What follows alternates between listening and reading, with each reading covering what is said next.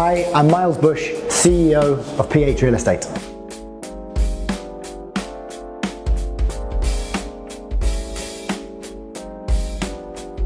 First of all, see it as a long-term plan. Don't get into real estate if you're looking at quick, short-term gains. The longer you're in this industry, the easier it becomes. And secondly, be prepared to work long hours. First of all, longevity. I'd want to work with a company who has been in the market at least for 5 or 10 years. I certainly wouldn't want to be joining a startup, a high-risk startup. The next thing would be leads and actual market exposure. It's all very well having great listings, but if your company is not giving you hot properties, signature properties, and enabling you to be on the front page of the portals, you're going to struggle to pick up leads.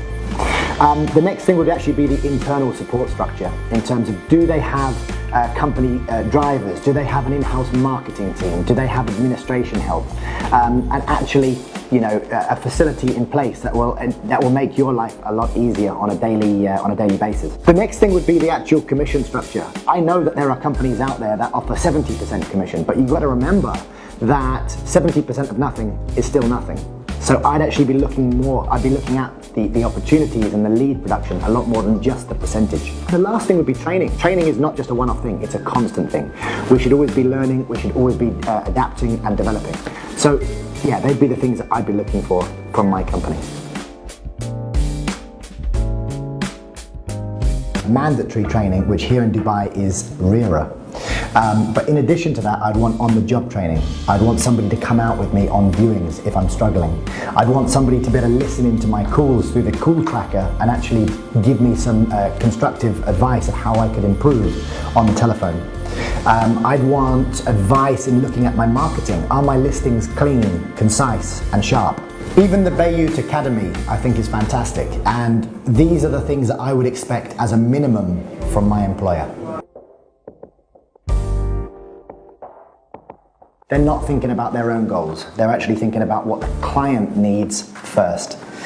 The second thing is that they stop with their opinions. Nowadays we have access to data. We have the land department data. So our opinion has become less and less relevant, and we should be reliant on data. The next thing is just blood, sweat and tears, hard graft, putting in the hours. We should be working around the needs of our clients, not our own. So if you're expecting to see this as a 9-to-5 job, it's the wrong industry.